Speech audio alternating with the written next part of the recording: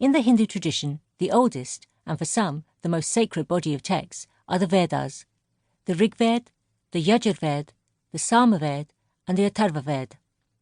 Composed in Sanskrit and constituting mantras and prayers which are chanted during yagyas or sacrificial offerings, the Vedas are nitya, or eternal, and shruti, or that which is heard. As shruti texts, the Vedas are aparushaya, or not written by humans. Instead, it believed that the gods revealed these to ancient rishis in a state of deep contemplation. Over centuries, this large body of work was orally transmitted from one generation to another until they were composed probably around circa 1500 to 1000 BCE. Each Veda has 4 parts. The first 2 include the Samhitas, that are collections of hymns by a number of priestly families, and the Brahmanas, which are attached to the Samhitas and describe the rituals. Then there are the Aranyakas and the Upanishads, both philosophical treatises and presented as appendages to the Brahmanas. The Upanishads are also considered a part of Vedanta, literally the anta, or end, of the Vedas. This is because they form the end of the last portion of Vedic literature and perceived to be the essence and culmination of all the knowledge within the Vedas. The Epics. It is widely accepted that, in terms of chronology, the next sets of texts to appear are the 2 epics, the Ramayana and the Mahabharata. Bardic in origin, these are understood as smriti texts, or those that were remembered by the sages. Eventually, they gained as much religious importance as the Vedas. Scholars have dated the composition of Mahabharata to around the 4th century BCE, but additions were made right up till the 4th century CE.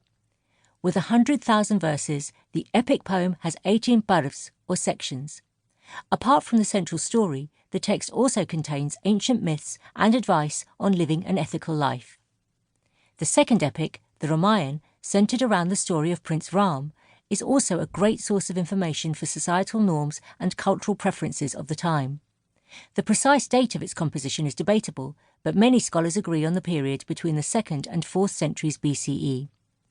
There are various versions of the story, but sage Valmiki's version, with 24,000 shlokas, or verses, and 7 kandas, or sections, is considered the earliest. The Puranic corpus.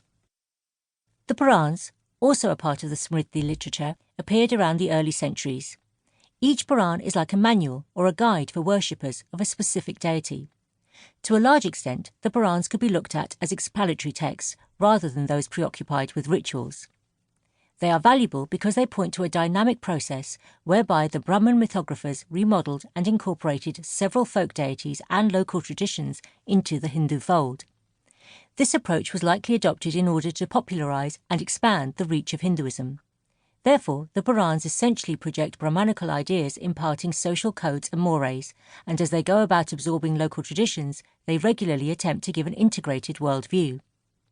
The process of intermeshing and synthesis of Sanskritic and local traditions is best presented in these texts.